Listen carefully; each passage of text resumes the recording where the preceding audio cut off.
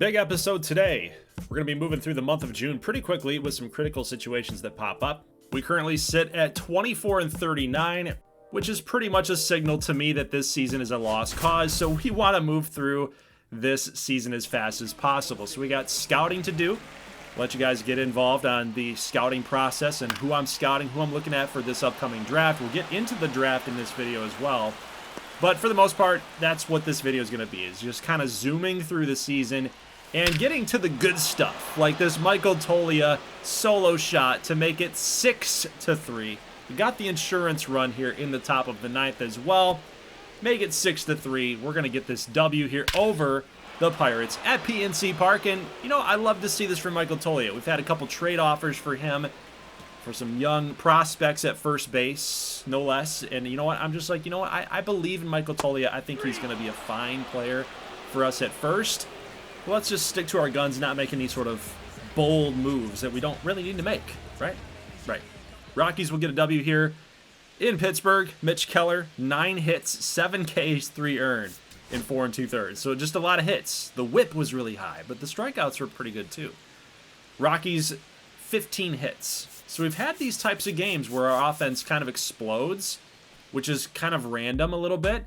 I guess it just goes to show that Marcus Thames and his offensive approach is really helping these young hitters out. Of course, Kyle Schwarber hitting 236. I'd love to see that power come up a notch just a little bit. The batting average, I know that he's going to be around that. 240, 235, 250. That's fine, but at least you're hitting 30 home runs. That's what I want to see. A little update on some of our prospects. Carter Avalos will take him off the board. He's got a good percentage scouting there. We've got Eric Hayes up to 50%, so we'll leave him up on the board. Robert Tucker, a first baseman. You guys remember in the last video we talked about Carlos Medina, a first baseman that I really like, but really anybody that I scout at first base at this point is just really kind of a backup option, just in the case that we're on Medina, that other teams like him too that might take him with the first overall or second overall pick. We currently have the number 3 overall pick in this season's draft. Got Kevin Mantle up here. I love the Blues. Well above average in a lot of those pitch types. So I'm looking at him. I'm looking at Greg Porcelli. You could say it's Porcelli, depending on how Italian you want to go. But I'm looking at him. He's got some good numbers there too. Kind of eyeing first base, third base. We really hit pitching very, very hard last draft class. Want to look at outfielders as well. But really, I'm also looking at this guy, Cannon. Kurt Cobb is another player that I like. He got really good speed. He could really blossom into an above average hitter. At least that's what the future is saying for him, as well as Reeves there too. Brito, mostly just a fielding speed type guy, not going to really amount to anything as a hitter. But Tom Cannon, I really like those numbers, so I'm actually going to put him up on the board as well. So we got Hayes, Mantle, and Cannon, and we'll do a little bit more simulating here just to see how our Rockies are faring. We're 25-43. This LA series is not looking good. We got swept. We lost the Pittsburgh series. We're currently on a 5-game losing streak. Hopefully we can get a W there against the Padres to end that losing streak. We're going to actually move Chase Dollander to the bullpen. And it's a risky move there because it's such a young guy that you don't want to wreck his confidence. But guys, he's 0-8 this year. And he actually struggled big time last season towards the second half. Let's jump in here to the bottom of the 8th. We got Tovar off of Tanner Scott, a 3-run shot. We were losing up until this point. So it's just good to see that this Rockies team, this setup here, Tovar's got his 9th home run at that point. You know, we're fighting. We're fighting. We're not giving up. This might be a bad season in the middle of this new rebuild here, this new regime taking hold. We're going to keep fighting. We're going to keep pushing through, right? Well, Dari Moreta is here in the top of the 9th inning, and we've got a pinch hitter now. Freddie Freeman had the day off, but he's coming on, so we're actually going to call onto the pen and get in Tyler Kinley. We need you. We need you here, bud. 19-20 for saves and opportunities. So let's do it, baby. Come on. Top of the 9th. We need a double play ball. First pitch, fastball inside to Freeman. It's a little risky of a pitch there, right? Freddie Freeman loves the inside pitch. Got a fastball right there. We're going to double up on the fastball. That one was center cut for Freeman, right in that quadrant. Middle. Foul ball right here. Little circle change that caught way too much of the plate. High middle. That is not a place you want to miss to Freddie Freeman. Here's a pitch, fastball low and away. So it seems like Freeman is on the fastball. He took some inside. He took 2 pitches inside, 1 for a ball, 1 for a strike. Now he's starting to foul some things off. He's starting to get into our pattern. So we got to change some things up here just a touch. Maybe just a little waist pitch. There you go, circle change. Now he doesn't know really what's coming here in the 2-2. Either we go back to the changeup. We're going to go slider here. And he takes it. So that's a really good eye by Freddie Freeman. We're going to actually double up on the slide piece. Full count. Hey, there's the double play ball. Miller to Young to first. Got him. Double play. Around the horn they go.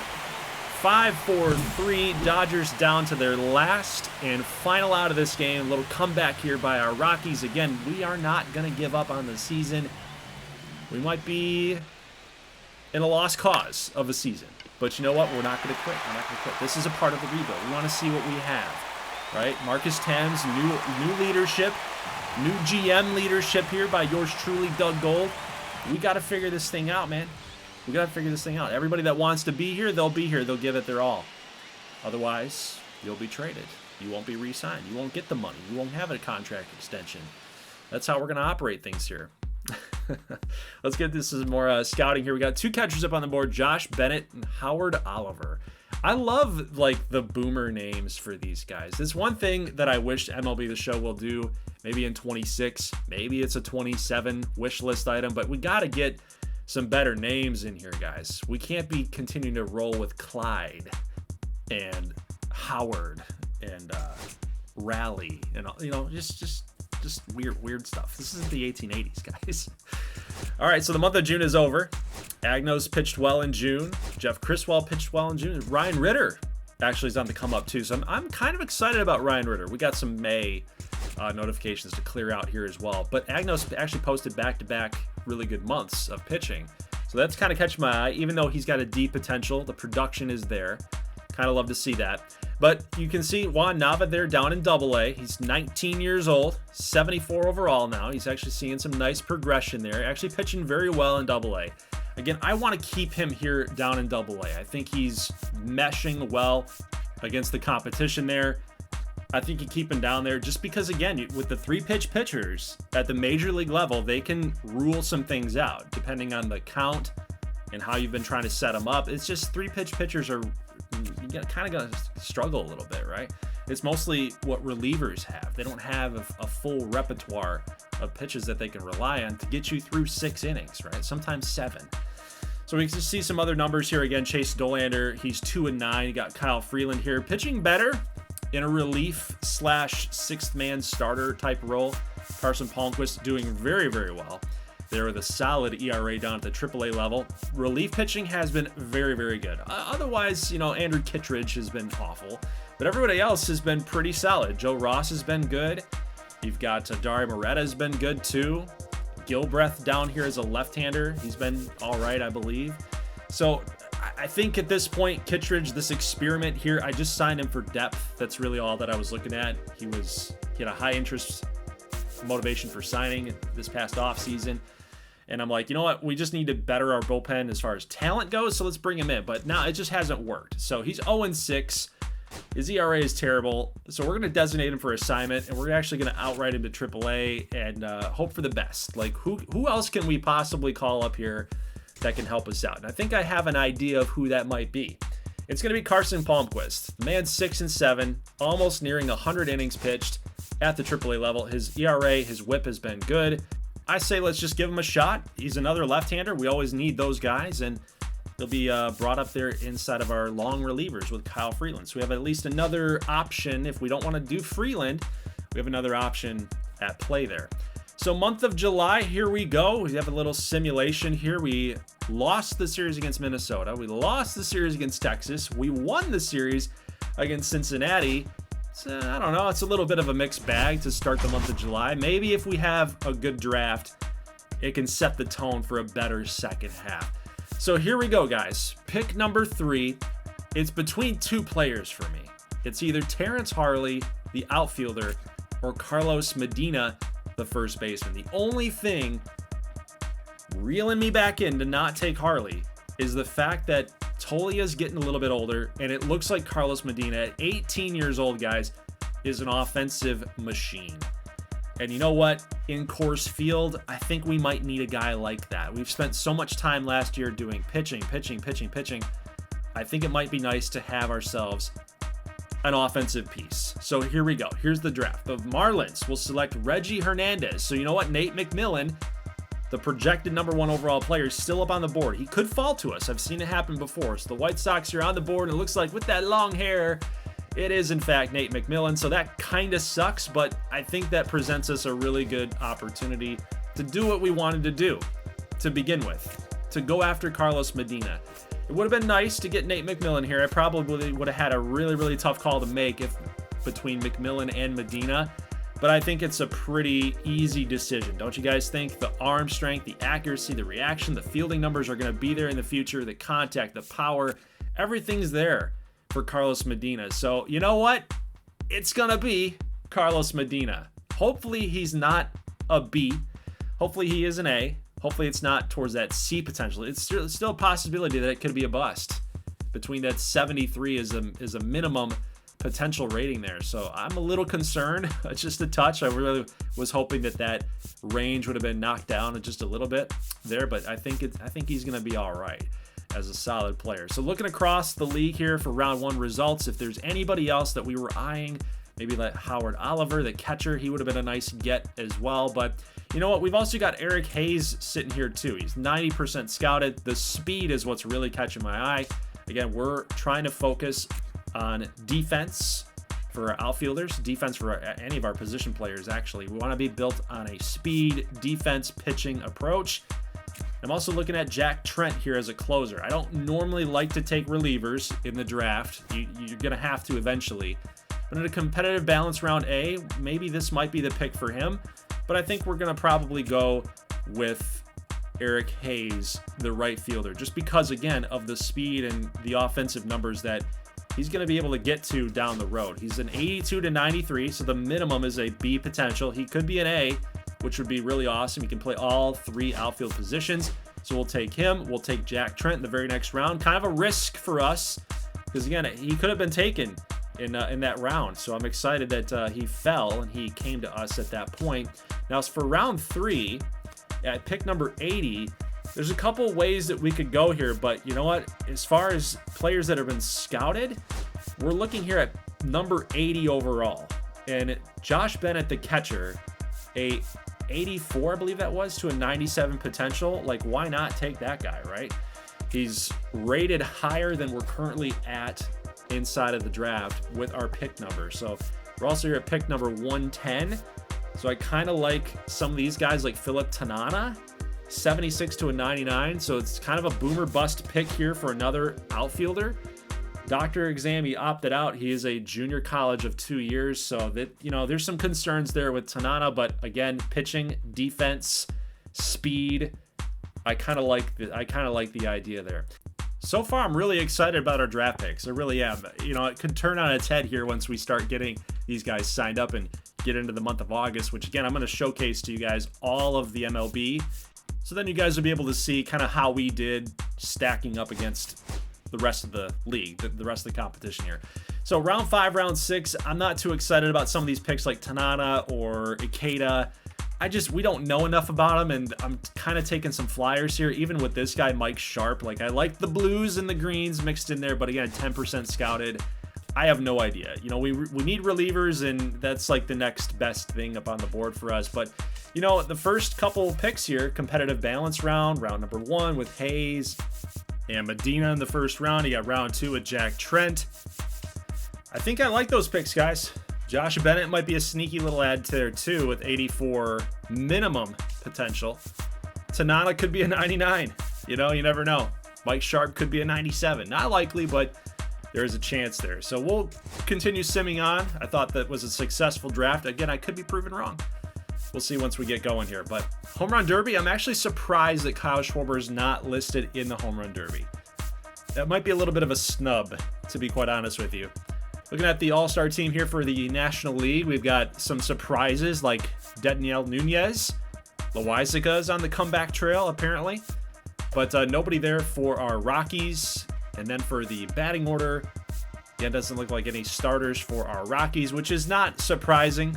We'll see if anybody like Schwarber or Tovar is up there. We've got Agustin Ramirez. We got William Contreras. Ramirez actually kind of making a big name for himself here in real life in the 2025 season. Brady House is up there. Hunter Goodman. There we go. Hunter Goodman is our lone all-star, which is kind of random a little bit. 7 home runs, 29 ribbies. I mean, I probably would have picked somebody else like Schwarber. So I think Schwarber's having a good year. It's kind of surprising there. National League will beat the AL. Love to see that. But now it's time to actually get into a little bit of a fun break from all of the Rockies action here per se. And let's get into the futures game. We'll do just a little bit of a quick highlight reel type cut up because I want to see how Ricky Ibar is going to pitch. He's going to start here for us. He is the starter. He's the #1 guy up there on the rotation. So I love to see that. He's up to a 63. I believe he started as like a 60, maybe a 58 when he came in. We've also got Freddie Tompkins in here too. This was a guy that a lot of people thought we should have taken over Juan Nava, but we would have been in the same similar situation with Nava as we would with Tompkins. Starting pitchers with 3 pitches in the repertoire. Of course, we got Sammy Moreno up there for the Pirates. We also got a player here, Daxon Jett. You guys know him well. He's up to a 77. Maybe Daxon Jett gets the call up in September, but he and Deuce Merritt are the 2 players, the 2 custom guys. Deuce Merritt obviously playing for the Marlins, but those 2 guys are the best players here. And it's going to be nice to watch those dudes partake and play in this game and see how that they produce CPU versus CPU action, right?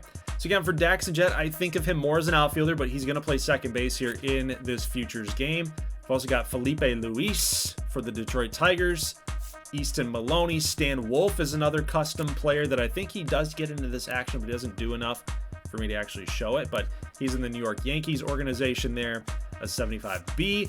You've also got Rocky Rodriguez. This is a dude that we were scouting up pretty heavily that we were thinking we might be able to take him here in the later rounds of last year's draft, but we couldn't get him. So the Red Sox nabbed him up, and that's really the guys that I think that we should be focused the most on. You've got, of course, Ray Kerr down there playing right field, 63 overall switch hitter, switch hitting outfielder. You got Nick Kurtz for the A's up there too. And then Christian Moore for the Angels. Some solid players across the board. So let's get into it, guys. Felipe Luis against Ricky Ibar. Let's see what Ricky's got. I'm hopeful that he's going to actually pitch well. This is all going to be CPU versus CPU. I'm not going to have a single say in pitch decision, in swing decision, nothing. It's all going to be CPU versus CPU. So Ricky Ibar, here we go, baby. First time ever seeing you in action. Let's go. Mackenzie Robert, little ground ball here too, of course, Daxon Jett. Little spin and a little high throw, but luckily the first baseman there is tall enough, big enough to make that catch. 3-1 pitch here to Churio. Fly ball out to right field. Easy does it. Little can of corn. Out number 2, Tim Wog. This guy was drafted in last year's draft class as well. Little fly ball out there to left. That's going to be caught by Martin Polanco from the Brewers organization. First look here at Felipe Luis. This is a guy that we passed up on. We could have drafted. He was pretty good. We chose not to. We took Juan Nava, of course, in our draft. Daxon Jett's batting third behind Martin Polanco and Carson Williams. 1-2 pitcher to Daxon Jett, and that is going to be a base hit right in front of the left fielder. Love that. A 2-out, 1-2 approach. Daxon Jett serves it opposite field. Love to see that. Stolen base attempt by Jett. He's in there easily. So that speed coming into play here. Again, that's why I feel like he's mostly going to be an outfielder for us. He's got the speed. He's got the height and the length. I think he could be a guy that robs a bunch of gap hits all over the place. He doesn't really serve us well at second base. You saw that throw, that high throw to first. Here's a play at first base. We got Roman Anthony going to get the RBI for the AL Futures. We got Christian Moore coming up. Line drive. Caught. Got shortstop by Carson Williams. Tampa Bay Rays. Top prospect. Christian Moore lining out. Full count pitch here to Velasquez, and Ricky Ibar's got him. So an earned run against Ricky Ibar here in the early going. We'll see if he heads back out there for the top of the third. Deuce Merritt. And whoa. Nice play at first base right there, I guess. Nice job by Luis to get over there to cover. And we'll go ahead and jump ahead here to Nate Roche. This is another guy that we scouted in Season 1's draft class that we did not have the chance to take. He's going to give up a RBI, what looks to be a double.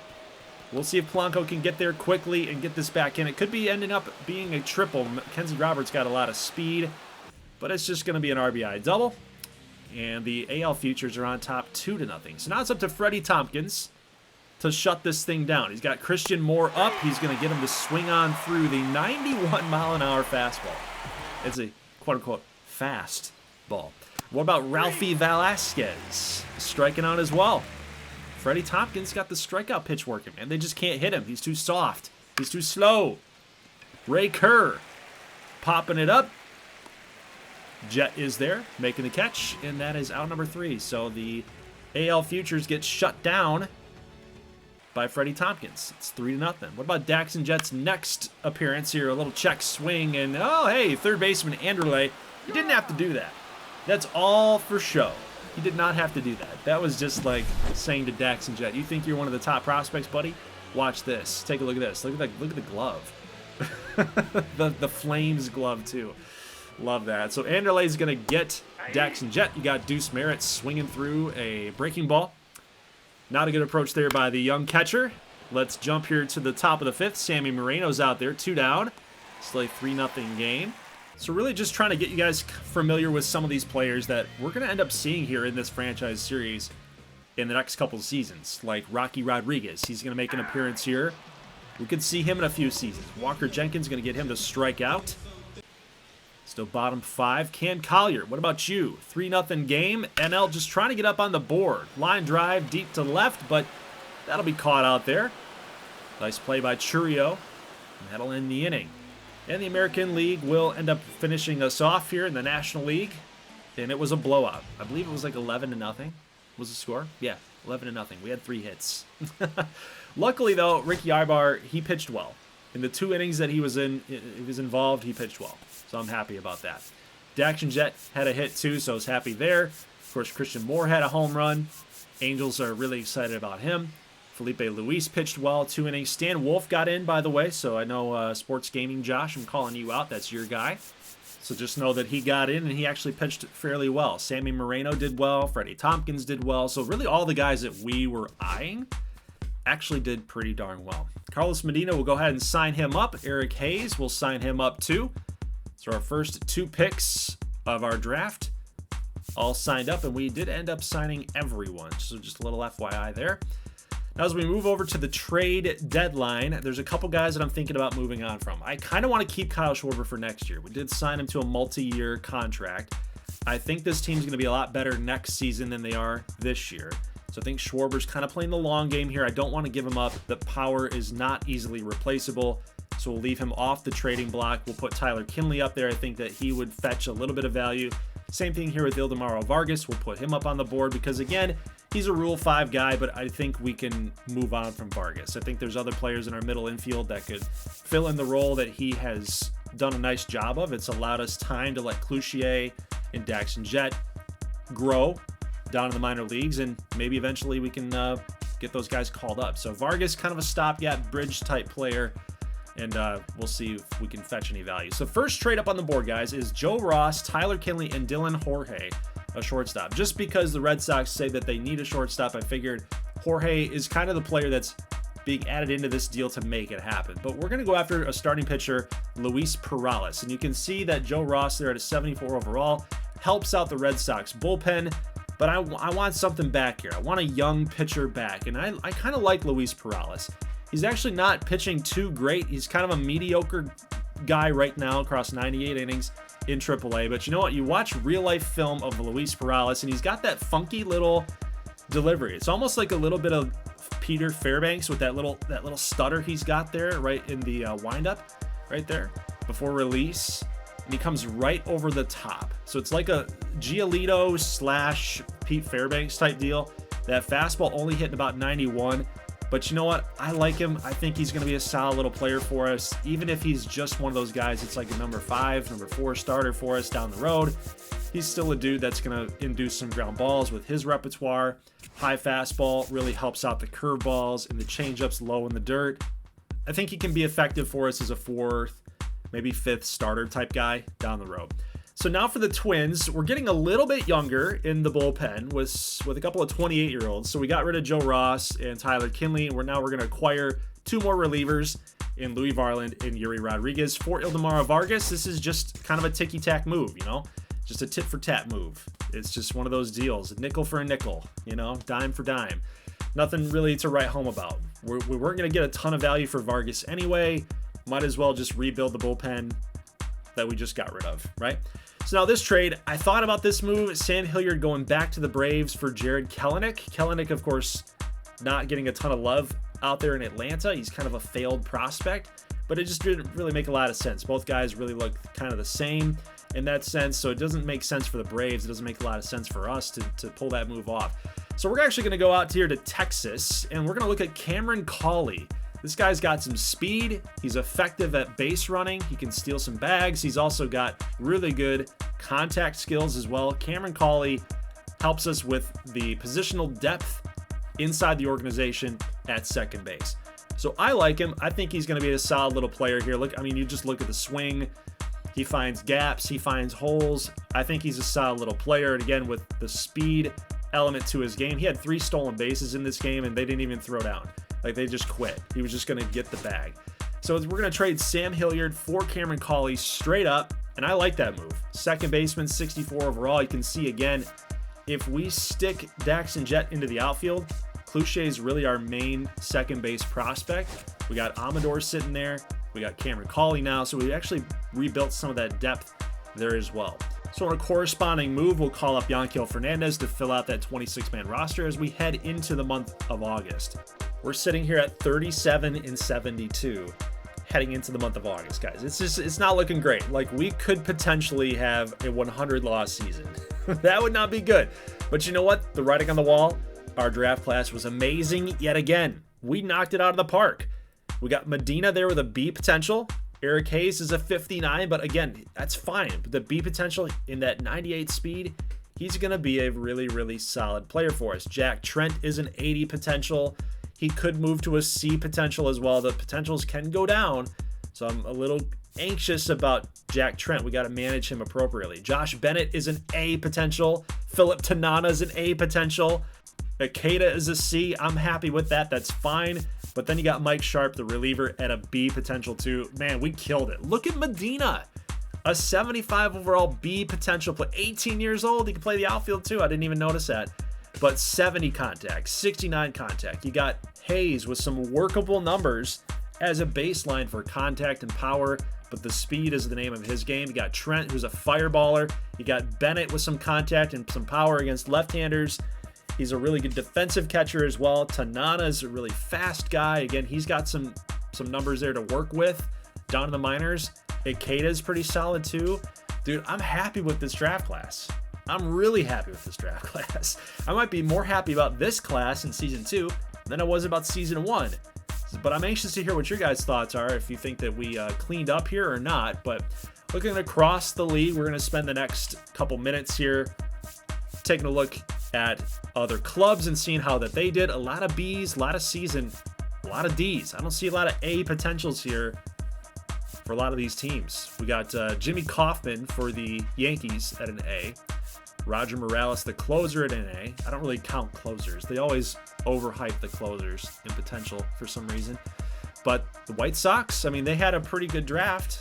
All things considered, they had the number 1 overall pick in every single round. They got McMillan, which was awesome. I was really hoping that he might have fallen to us.